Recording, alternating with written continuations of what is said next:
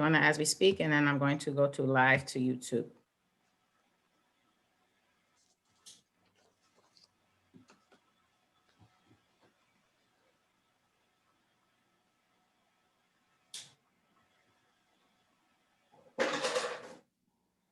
Let the program begin. All right. Good evening, everyone. My name is Lorraine DeBeetham. I am a proud resident of the wonderful and amazing town of Bloomfield. I am here to welcome all of our guests, our family members and residents, our panelists, and our illustrious council, town manager, and our mayor to our first discussion of this year, Bloomfield, a town rich in hidden gems.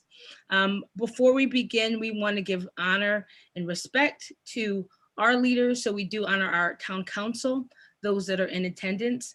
We honor our town manager, and would love to also just give a few moments as a opening welcome to our mayor, the Miss Honorable Suzette DeBeetham Brown. Madam Mayor. Good evening, and thank you. I am so very excited about the conversation that's going to take place with some of our giants here in the beautiful town of Bloomfield, past and present. So I'm so grateful for that. I'm also very thankful for the Community Awareness Task Force, the vigor in which you have taken on this role is absolutely amazing. And I know that it's definitely going to benefit our town of Bloomfield. I would also like to say welcome to some of our counselors that are in attendance. I don't want to miss anyone. Councilor Curtin is with us. Councilor DiLorenzo is with us. And I believe currently that's the only counselors that we do have. So I'd like to welcome them. And a special shout out to Mr. Don Harris, who is our Board of Education chair. The Community Awareness Task Force will work to build upon opportunities and respond to challenges related to diversity and inclusion in the community.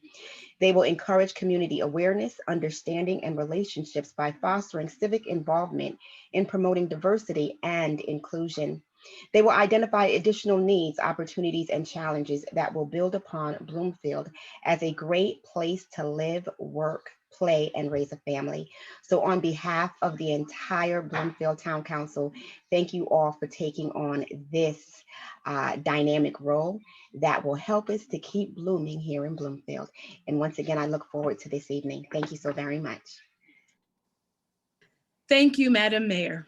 Once again, as Madam Mayor has given the charge, we as a committee are so excited and enthusiastic that understanding that at this critical moment, while the world is working on and talking about these present issues, that we are committed to doing the work.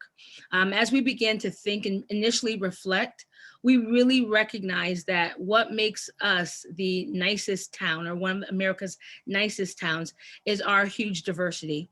And while many people are challenged with where we are, we understand that working together, we can be a mosaic that helps us to build. A mosaic is glass that has been broken, that allows different pieces, different colors together, able to shape and frame something that's absolutely beautiful. And once light shines through those different broken pieces, we're able to see something that is beautiful and that is timeless and transcends time and space. We thought that that's important, that we, the town of Bloomfield, we are a town rich in many gems. Our gems may be rubies, diamonds, sapphires, onyxes, all different colors, all different areas, but together they provide something that's beautiful. And that is what we're going to encompass to do as we listen. A huge thing for diversity and inclusion is making sure that we stop to listen, appreciate the differences, and work together through those challenges. So here is why we have decided that in our Black History program, it is critical for us to stop and take a moment to listen and become aware of some of the challenges that many of our giants in our gems have gone through.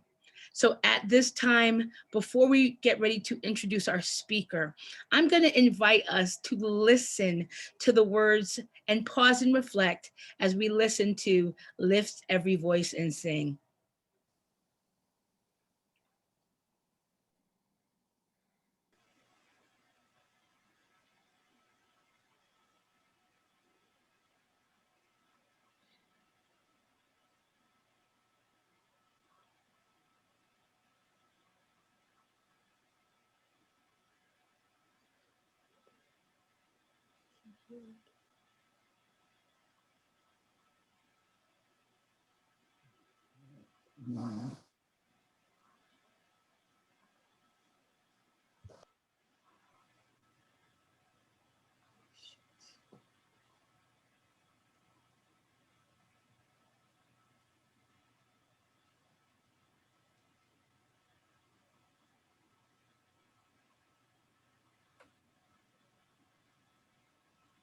No sound.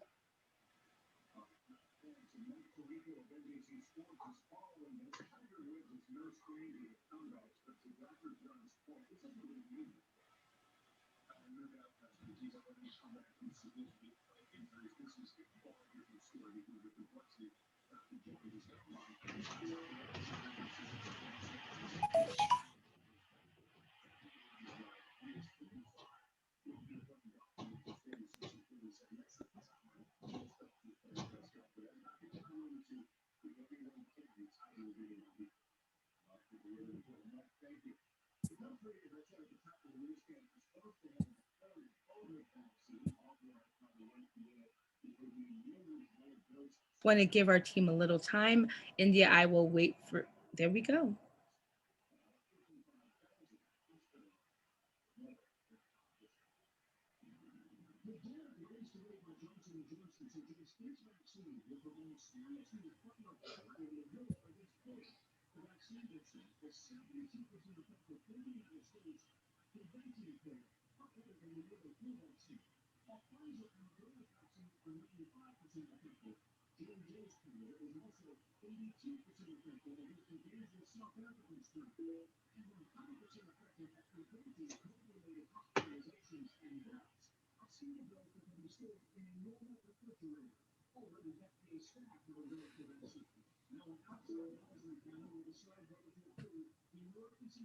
Okay, so I'm hearing that we don't have any sound.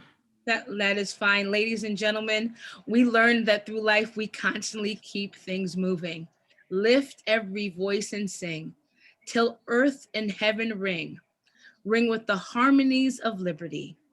Let our rejoicing rise high as the listening skies. Let it resound loud as the rolling sea. Sing a song full of the faith that the dark past has taught us. Sing a song full of the hope that the present has brought us. Facing the rising sun of our new day begun, we march on until victory is won. So while we may not have heard the melodies and while we may not have heard the harmonies, we understand that that is something that we are here to do tonight. We are here to listen to those that have paved the way before us. And I am so excited to introduce to everyone our moderator for the evening. She has been a stateswoman in the town of Bloomfield. She has been a jewelry, as I call her, excavator, working in our education system, putting pressure on our coals and turning them into diamonds. So I'm so excited that Miss Mary Kay Redknapp is going to introduce our speakers and our panelists. We are going to ask some questions. And while these questions are ongoing, we invite you all to add additional questions into our question and answer segment. That way we can feed and proceed forward. So with no further ado, Mary Kay, it's my pleasure to transition to you.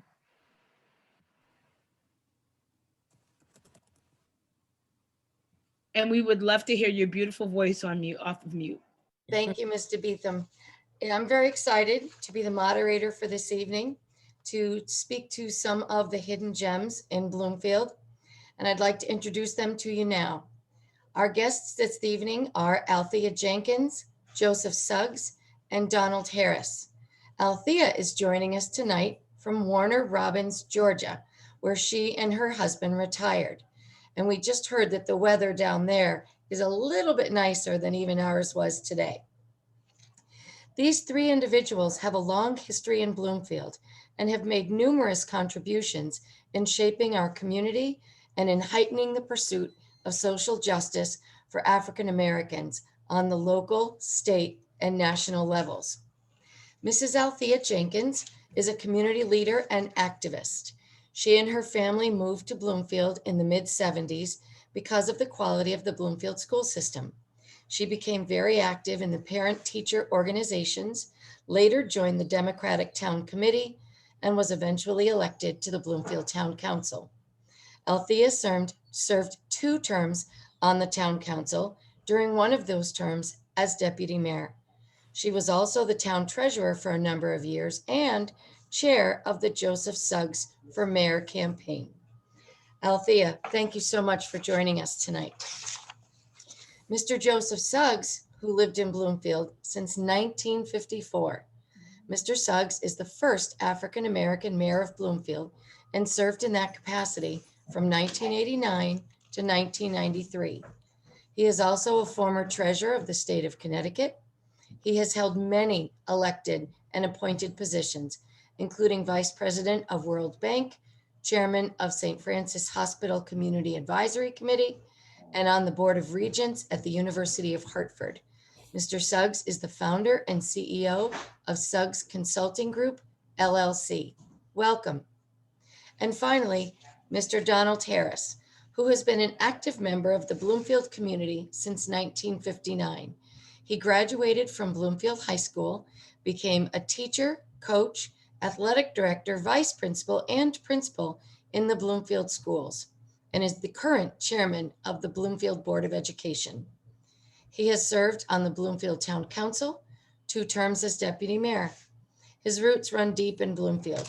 He is also a member of the Connecticut State Board of Education, Commission on Equity and Opportunity, the former chair of the CREC Board of Education, and he has also held many appointed and elected positions.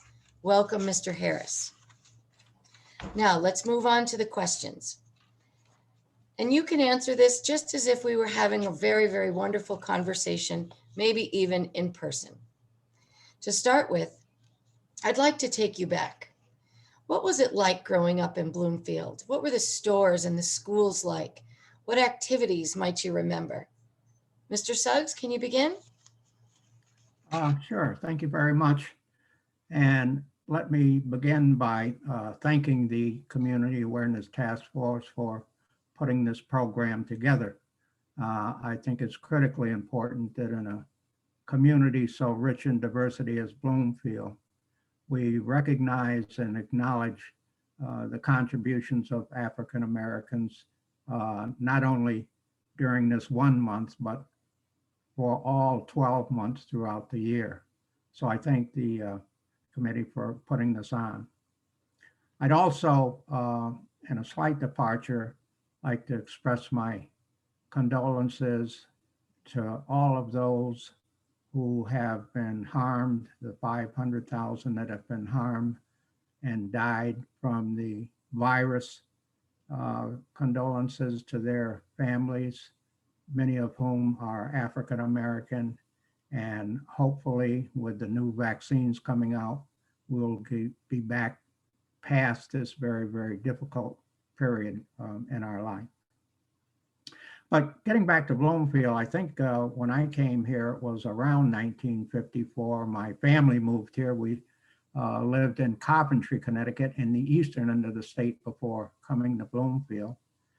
And I mean, Bloomfield was a very, very small town. I don't know what the population was, but it was an extremely small town with a very few African Americans. I lived in a neighborhood off of Cottage Grove Road. It was Douglas Street. And there was a neighborhood of African American families there, most of whom moved by purchasing a lot and then building a home there. It was right off of Cottage Grove Road. At that time, Cottage Grove Road was simply a 2-lane road. It's not a 4-lane, almost highway the way it is now. There were the Andrews family lived there, the Cicero family, of course, my family, the Weaver Bay family, the Holmes family, the Knights. There were perhaps a dozen to 15 African American families who all lived in that neighborhood. It was great because everyone knew everyone. You could go to anyone's house and be welcomed and have a bite to eat and be loved by the entire family. We had one small neighborhood supermarket, which was owned by Dom Marandino, and a small neighborhood pharmacy that was owned by the Cohen family. It was a farm town, a lot of cows. The A.C. Peterson farm was running, the Nielsen farm was running. There was no Copaco shopping center.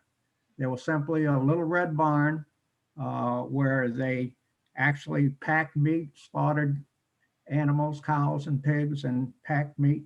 And that was owned by the Berkowitz. So it was a little sleepy backwater town, but a wonderful town because you knew everyone and everyone treated everyone so nicely.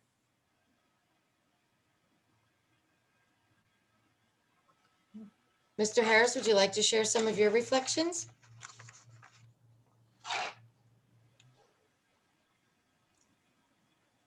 Mute, Don. Okay, I'm sorry. Yes, I would. I'm going to begin like Joe began. I want to thank the Community Awareness Task Force of extending this invitation to me. I always enjoy talking about my growing up in Bloomfield and actually becoming an adult here in Bloomfield. What was Bloomfield like back then? It was small, it was a farm town.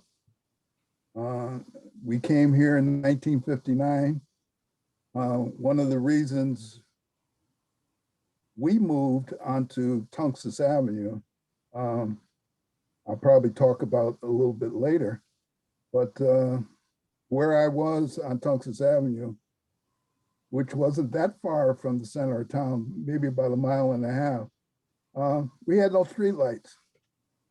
So it was, so when the sun went down, you better be inside the house because it was completely dark out there. Bloomfield was a town with very small stores. A.C. Peterson, I remember. Farm shop came in later, a little bit later. Park Avenue Pharmacy was a small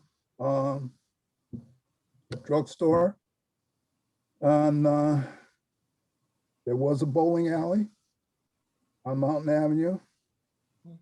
But what I remember, as Joe talks about growing up on Douglas Street, I had to leave Tunxus Avenue and come to Douglas Street to meet people that look like me. Because where I was out on Tunxus Avenue, I was out there by myself. And some of the people that Joe mentioned, the Ciceros, the Holmes, the Weaver Bays, were all my teammates at Bloomfield High. So that's part of my recollection. Ms. Jenkins, you came to town in about the 70s. Can you tell about what you found when you came to our little place? Well, the reason we chose Bloomfield was because when it was time for my daughter to go to elementary school, we were looking for a wonderful community that had a great education system. And so we moved to Bloomfield and she went to Metacomet Elementary School. And it was just a wonderful, vibrant community. The teachers were great. There was a great learning system. There was lots of parent participation. So it was a wonderful community for us. In addition to that, we loved Philly Pond. My kids used to skate there. They'd build fires in the pit. It was just fun for the children. And they were very active children skating around that pond. And that was one of my fondest memories. When I think about the stores, when I moved to Bloomfield, at that time, the Bloomfield Fish Market was like a landmark. We had the Bloomfield Hardware Store where you could get everything you absolutely needed there. And of course, we all went to Park Avenue Pizza, which was an absolute landmark for us in terms of families gathering there and eating and enjoying each other, having some real community time together. So that's kind of like my recollection. I wasn't born in Bloomfield, but God knows I came to love Bloomfield as though it was my true birthplace. Those are all lovely. Mr. Harris, a minute ago, you alluded to the fact that you had to cross town in order to find people that looked like you. And so on Tungus Avenue, there wasn't. Can you talk about the diversity of Bloomfield back in that time? The diversity wasn't diversity. It was Bloomfield. Bloomfield, like I said, was a farm town. There might have been 5% African Americans here in town, and majority of them were located off of Cottage Grove Road or Blue Hills Avenue. You know, it was very interesting story, but you know, starting in 1955, 56, my father and mother went looking to purchase a home. We were living in Hartford, and Hartford was definitely changing. My parents wanted to get us out of Hartford and into the suburbs.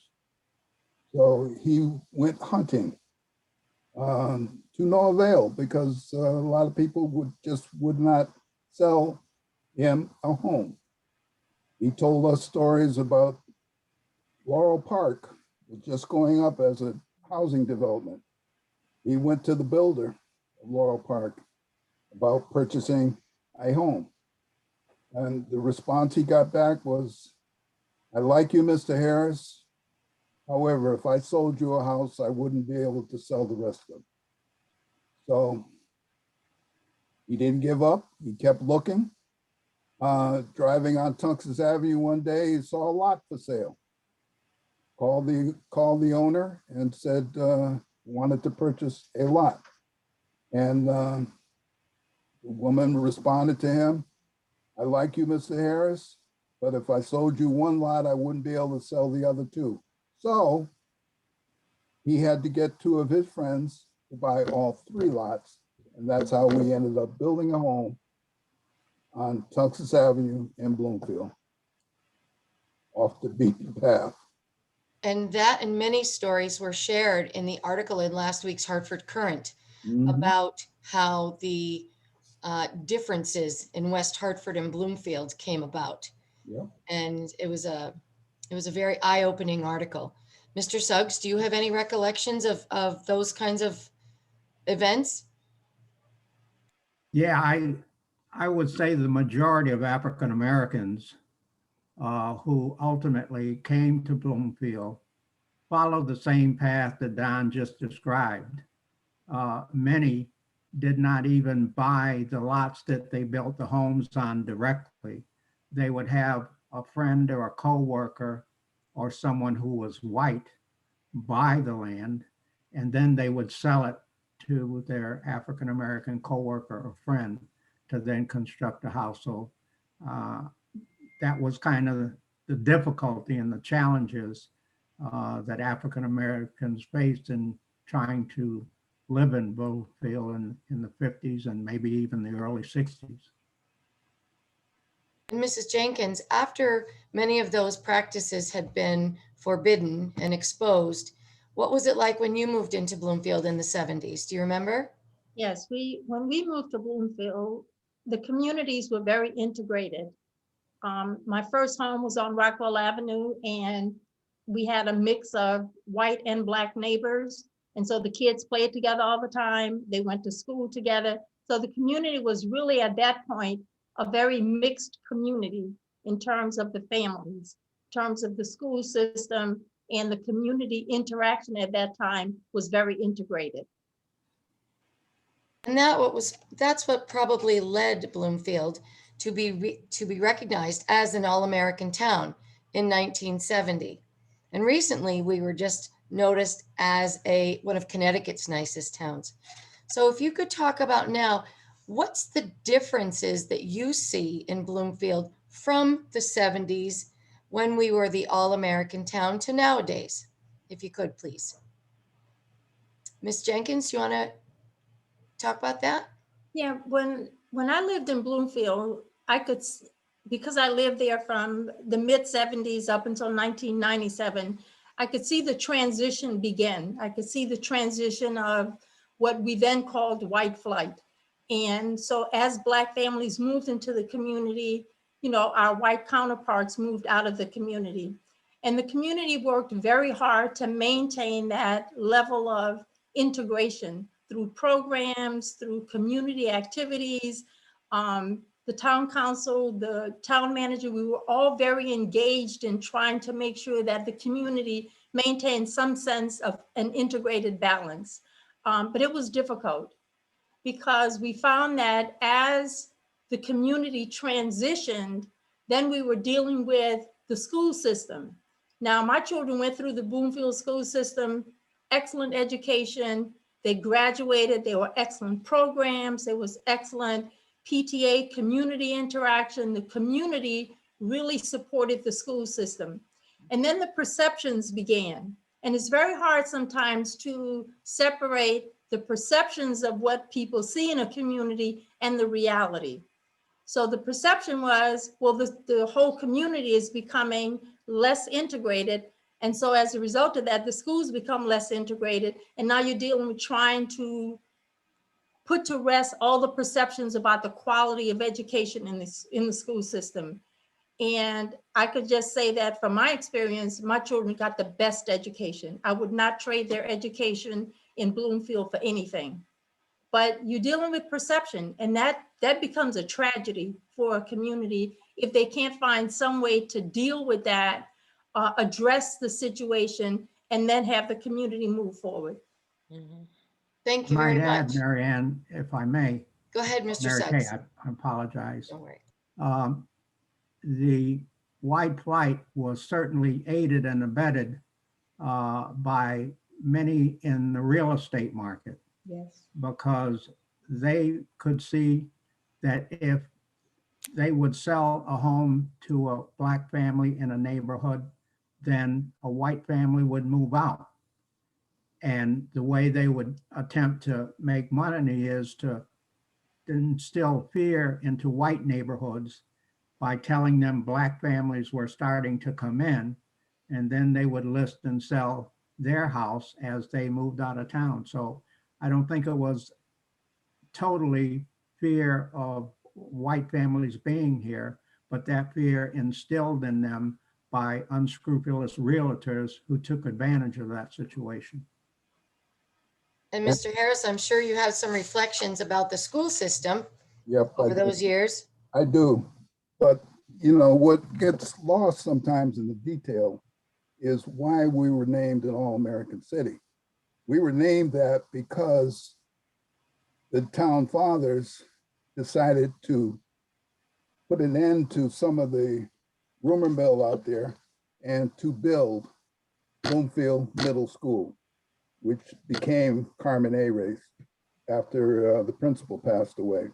But, you know, when they decided to do that, what that meant was the neighborhood schools, which were Laurel, Wintonbury, and Metacomet, would all feed into the middle school. So we became totally integrated and beginning in grade 5. Okay, and so we're parent, so it kind of backfired on us, although we were trying to do the right thing. So now parents, instead of pulling their kids out of school, the white flight beginning in 9th grade, now it's beginning in 4th grade. So they're getting out because I don't want my child going to school with that little Black child. And thus, as Althea mentioned, the perceptions. And I mean, she's being nice by saying perceptions because basically they were lies. I worked in that school system for 39 years and I will attest to that school system. I'll hold it up to anybody and everybody. Most of my career was spent at the high school, but I spent 4 quality years at the middle school as a vice principal. And I can tell you, we have done an outstanding job. And I match up our students against anybody, but there goes the stories that Joe talked about, the real estate agents. You know, you don't want your child up at that high school because they attack little white girls. The education is substandard. they're watering down the curriculum. And that was anything, and you know, as a teacher, but true. And as trying to sound as unbiased as possible, I agree with all your statements about our wonderful school system. And I too will hold it up against anyone because I'm very proud of where I teach and I continue to be proud every day. So where do you see Bloomfield going as a community so rich in diversity? Where do you see the future of our community?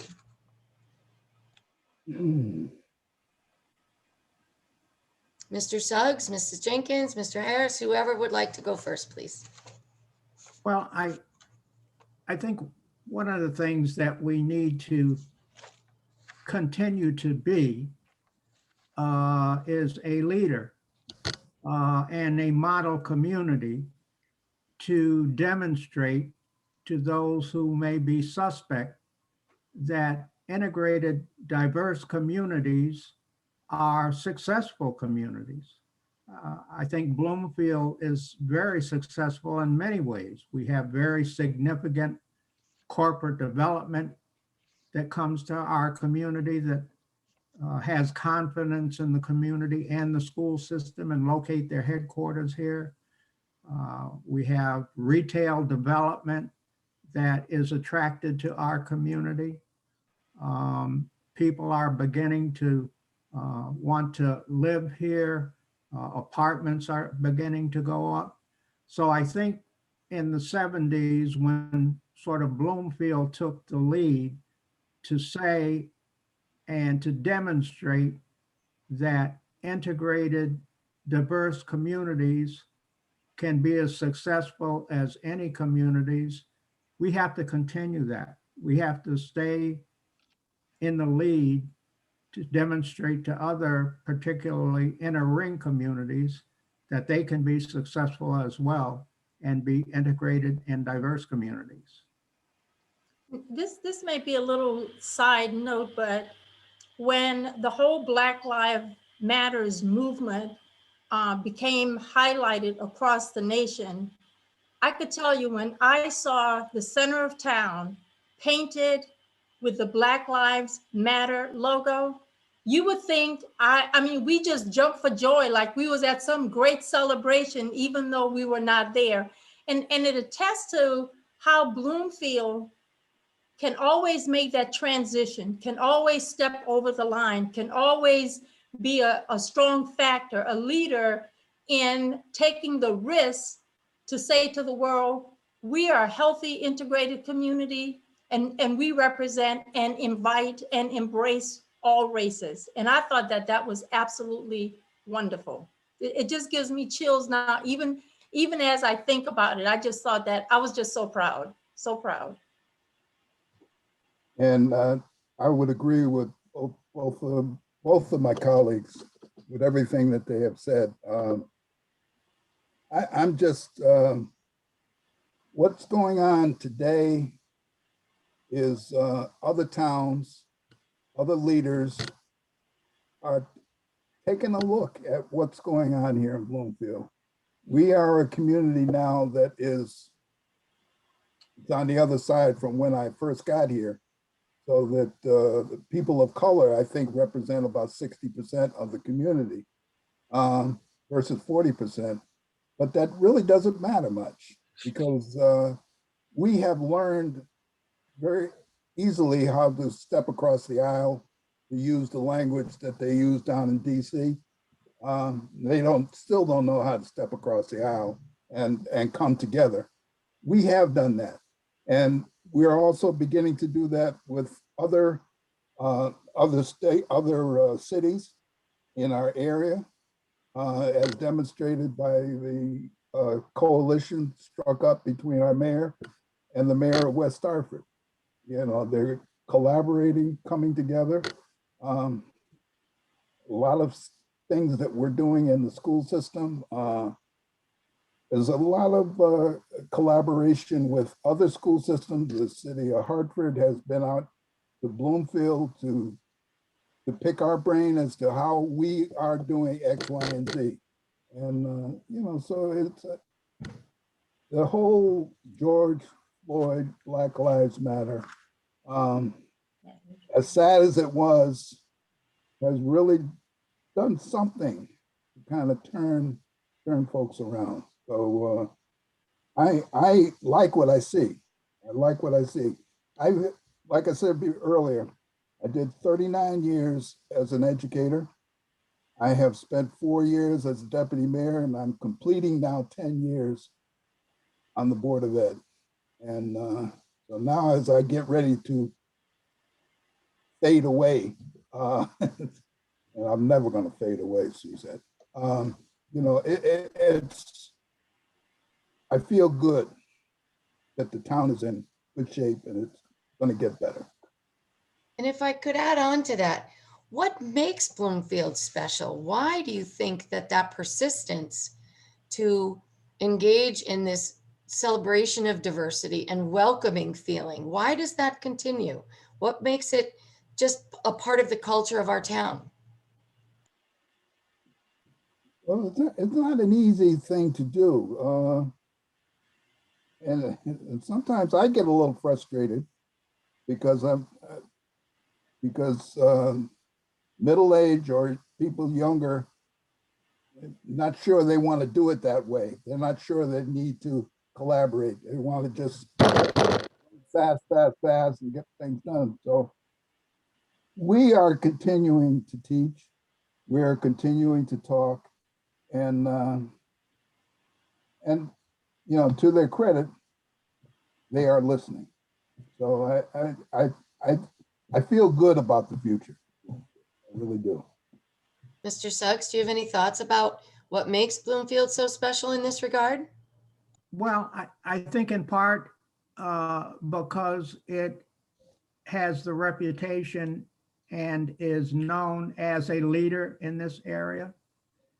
And fortunately, the younger generations are not as hung up on race differences and ethnicity differences and religious differences as some of the older generations.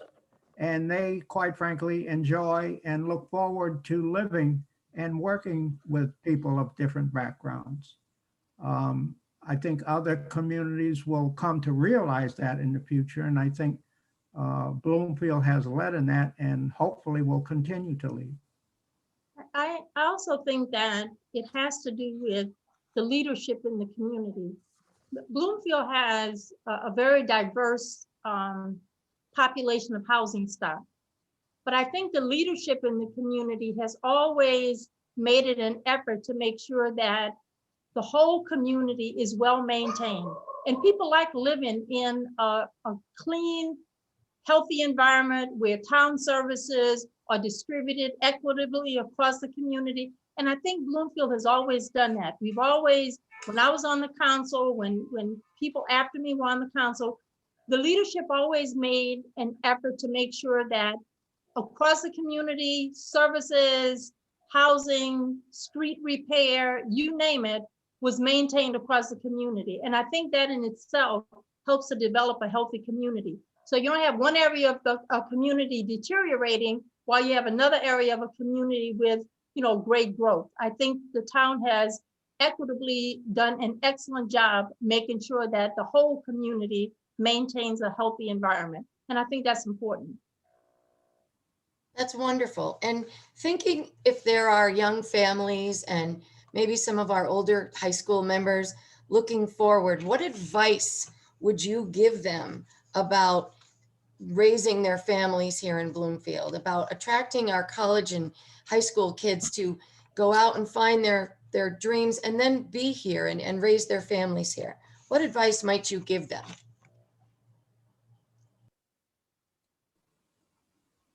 Mr. Suggs or everything I have said in the last hour, the last 40 minutes, this is a wonderful town. I don't regret a lot being here, and you know, and I plan to be here for a long time. But it's a wonderful town to raise your children, and it's a wonderful town for people to grow in. There's things to do, and you're in the vicinity of other items in other towns. So it's why not Bloomfield? Well, I think one of the other things that's important too is that for parents who are in the community to get involved in the community, you have to immerse yourself in that community by being an active community participant, being an active school participant. I think it's important that you champion your community, be it a school system or your programs or the services you have to offer. And you need to be a voice of inclusion, and you need to recognize that change is the only thing that's constant in our lives. And I think when the folks that I was involved with when I lived in the community, we were problem solvers rather than rebel rousers. We would get together, and even if we had differences, we would hammer them out, talk about them, and embrace the best solution for the community. So if you get people involved and make them understand that you have an open dialogue and that you're willing to engage in problem solving for the community, I think that in itself will help the community to grow, develop, and maintain itself. Thank you. Mr. Suggs, what do you have to say to the families out there listening tonight? I'm hoping that the younger people who now reside in Bloomfield will decide to stay here, buy a home, invest in the community, become active in community affairs, and keep this community as successful as it has been. Again, I think that two things are going to make other communities more like Bloomfield. One is, as I said earlier, I just don't think the younger generation has the kind of hangups that perhaps my generation has about living with people of diverse backgrounds. Secondly, if you just look at the future demographics, the growing populations of people of color and the declining populations of non-people of color, more communities are going to have people of color. So I think Bloomfield, as a leader, other communities will begin to start to look like Bloomfield. Wonderful. And I have one more question. One of the themes of our Community Awareness Task Force is uncovering and celebrating hidden gems just like you within our community. Who from the past do you think we should recognize and why? Well, as for me, I wouldn't dare to single out one person. Bloomfield is just so fortunate to have so many dedicated and committed people to being sure that it continues to be successful. And I just couldn't select among the people that I know. But I know among them, two of them are here, and that's Althea Jenkins and Don Harris, who have given so much to this community to make it what it is today. But there are others. I would just have a great deal of difficulty singling out one person. Well, someday we'll have to get a list from you then. How about you, Mr. Harris or Ms. Jenkins? I was going to say Joe Suggs, and we didn't prepare that. But you know, I like Joe. There's a lot of people that deserve recognition who have gone on and done some good things. People like Eric Coleman, who spent years in the legislature as a state rep and as a senator, and he's now a judge. People who are sitting in the state rep position right now, like Bobby Gibson, born and raised in the town, continuing to work in this town as a teacher and budding administrator. You know, there are a lot of people, but again, I'd have to work on that list. And Okay, well then I think you both have some homework. Yep. Ms. Jenkins, how about you? Well, when I read that question, I had to go back to my first neighborhood in Bloomfield. And I live next door to what I consider one of the greatest warriors in the town of Bloomfield. And his name was Dawson Shaw. Mhm. Dawson Shaw worked at the high school. But in addition to working at the high school, Dawson Shaw was a community activist. He got you involved in community activity. He would knock on your door. And in fact, he was the person who got me involved in politics because I lived right next door to him. And so he would come over to me and he would always talk about getting involved, be a part of the community, Althea. You have something that you can offer the community if you just work hard enough at it. And so even though Mr. Shaw has passed, I can tell you that he was definitely a foundation in this community. And then across the street from me, that on Rockwell Avenue, was a family of Colemans. And it's interesting because Joyce Coleman and Bill Coleman were very active in the Democratic Party. And they were just ordinary people who went to work every day. They were both school teachers. And they also had a love for the community. In fact, when the Colemans moved to Hill Farm Road, we moved to Hill Farm Road next door to them. And they were always active in the school system, active in the community. And so they also were an inspiration to me to be involved in my community. And each time I come to Bloomfield, I ride up Hill Farm Road and look at my old house and stop and say, I wish the people who live there would move so I can go back to my house. And then, of course, I always visit the Colemans because they were such a part of our community life starting on Rockwell Avenue. Thank you very much. And I'm sure as we travel down this road, there are so many hidden gems in Bloomfield that we'll discover. Mr. Suggs, Mr. Harris, Ms. Jenkins, thank you so much for speaking with us tonight and sharing your reflections and thoughts. It's clear that Bloomfield has a special place in your hearts. It's going to be very exciting watching this diverse and welcoming community grow as a model for communities of the future. So thank you. Thank you. Thank you. Great. Excellent work. You Well, should we be are- proud of your committee. Good job. Mary Kay, thank you so much for leading us so far. And thank you to our panelists. There is so much to learn. And I think that that is indicative that we are excited that as we celebrate, we understand that we are rich in diversity. We want to take this time to open up questions from our audience, from our task force members that they may have to pull on our panelists here. So I wanted to give some time, and since I guess I'm tasked with moderating this portion, I'm going to allow the questions to come in.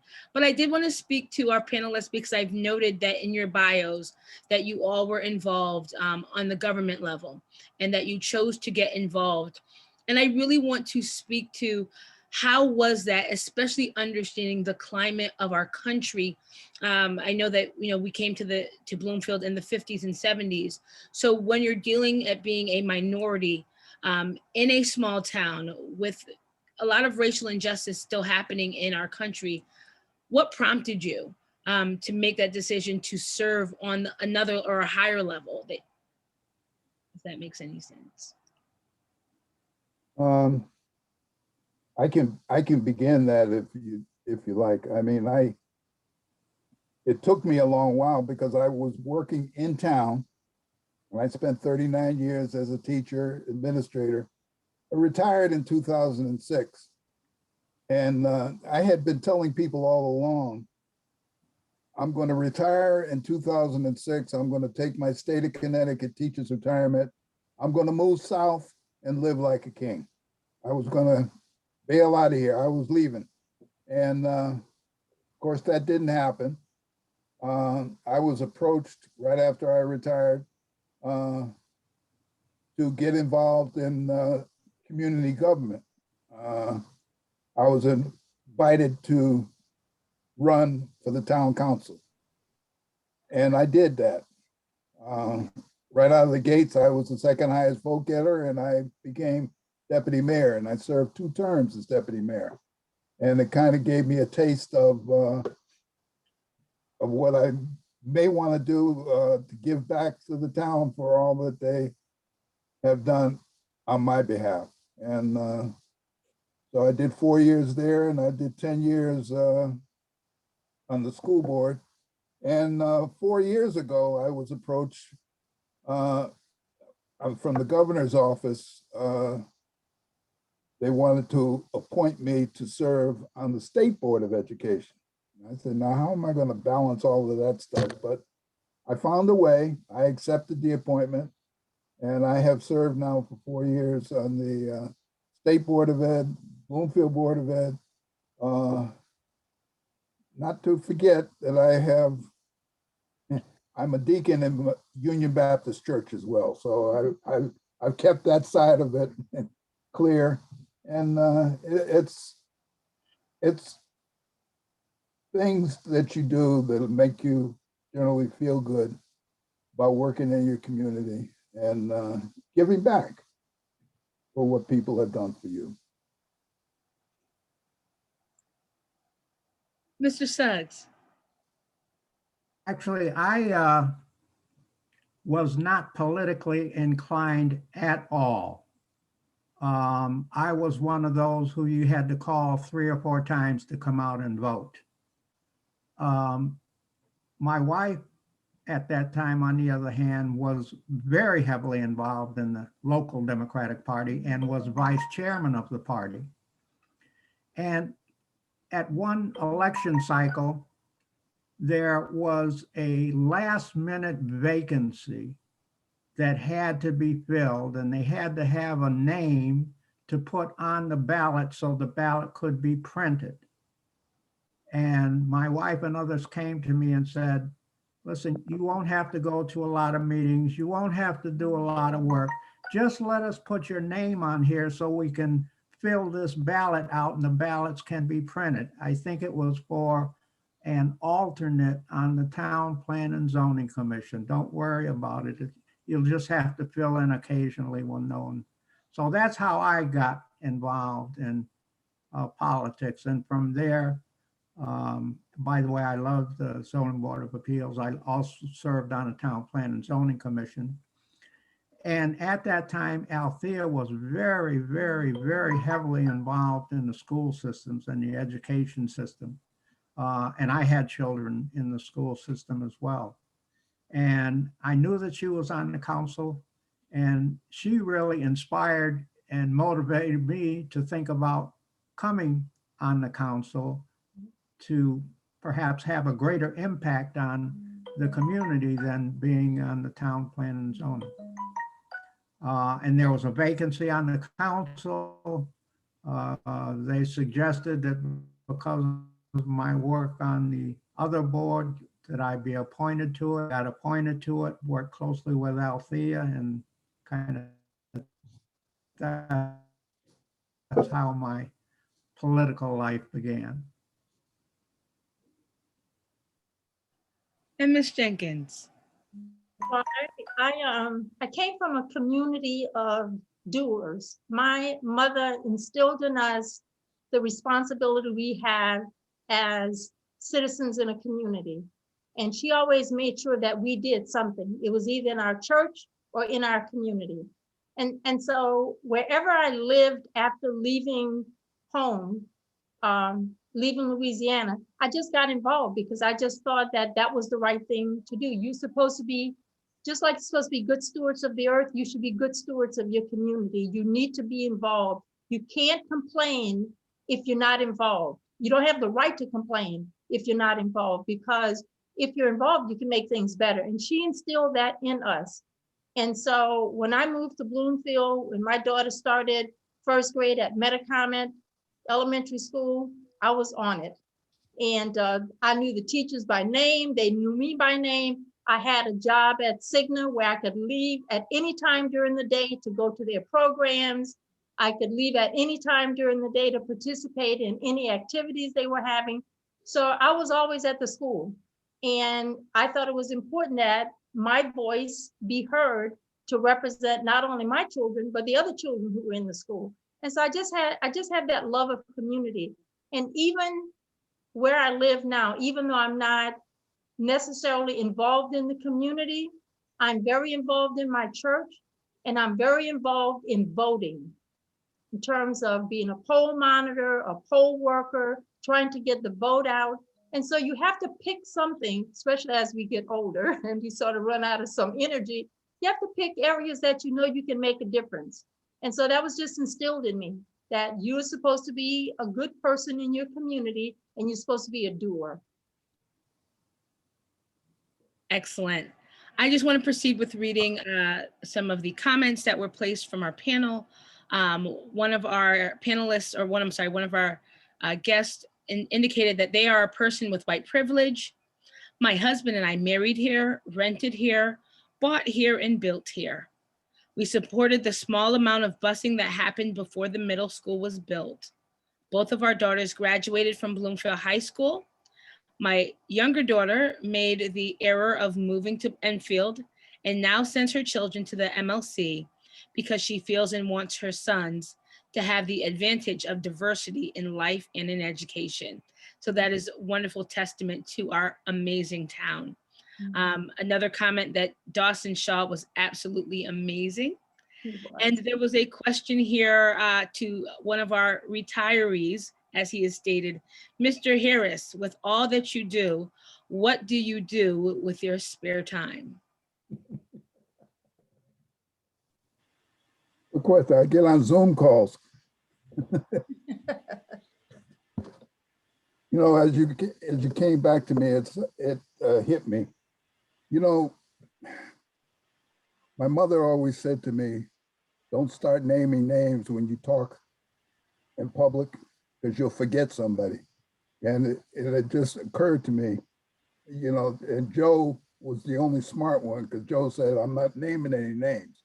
But one name I did forget to mention, who's a force here in town, passed away, was Dick Days. Oh, yes. People that you remember, people that you think about. You know, Dick was a force, big force here in town that, you know, you talk about people who you want to remember. He's one. Yes. And of course, then now I'll start thinking about other ones. So, but no, I get on Zoom calls. I watch a little too much TV when I can, but I'm enjoying life. And I've had my second vaccine, so I got a lot more left in me, I hope. Absolutely wonderful. I am looking here. I don't see any new questions, or any of our committee members have, or task force members have any questions that they'd like to ask our panelists.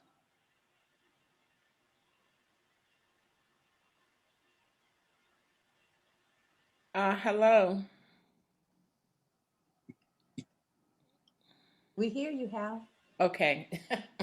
I don't have a question, but I do have a comment in terms of just thanking the guests for being here tonight, but also for your insight in terms of the purpose and your purpose in life. And I think that we all have to have a purpose in life. And regardless of how old we are, we have to remember that the contributions that we make through that purpose that we have chosen is for the next generation. And so we pave the way for the future. That is what we call the struggle. And I think that as long as we, or my generation, is conscious of that, and the generations that are coming behind us are conscious of that, then I think that, you know, we're going to have that motion and continuity that we all embrace and we all accept as a part of our being. Thank you. Thank you, Ms. Graham Days. That is a perfect way to segue into our departure for the evening. Today marks the 1-year anniversary of Ahmaud Arbery, and we never forget. As Mr. Suggs said earlier, COVID-19 wreaked havoc in our country and we'll never forget. Donald Harris, Joseph Suggs, Althea Jenkins, thank you for your presence. Community pioneers who we will never forget. Carve your name on hearts, not tombstone. A legacy is etched into the minds of others in the stories they share about you. We want to thank you, our giants, our gems, for sharing your stories tonight. You're never going to fade away. You have to be good stewards of the earth. We're going to take all of those stories and put them in our community awareness task force. Mayor DeBeetham Brown, council, and other honored officials that we may not be seeing right here. Thank you for supporting the task force. Thank you for supporting the legacy, the past, the present, and the future of Bloomfield. And residents, thank you for taking time out of your evening to participate in this inaugural 2021 Community Task Force event for Black History. Please allow us to introduce the members of the task force, starting in alphabetical order. Carl Burton is our co-chair or tri-chair. Damone Coachman, Halstein Graham Days, Lorraine DeBeetham, another tri-chair, Joshua Henry, who's not here with us tonight, Mary Kay Rendick, who was our outstanding moderator, Cassandra Skyers, who again was not able to be with us tonight, Ross Sutherland, Nadine Williams, Donna Winnock, and myself, Meredith Johnson. We are representatives, but we want to represent your voice, the community, to enhance our community awareness. We want to enhance the voices of the young, the seasoned, the urban, the rural. If there are gems and topics that you want to make the community more aware of, please reach out to us. Reach out to any of us, but you can also find us on the bloomfield.gov website. We want to enhance the fabric of diversity and inclusion in the town. That is our primary mission, and we need you to help us to do that. So thank you so much for your presence this evening. We honor you, and we'll see you at our next Community Awareness Task Force event. Thank you. Thank you. Thank Good you. night. Good night. Good night. Good Good night, night. all. Good night.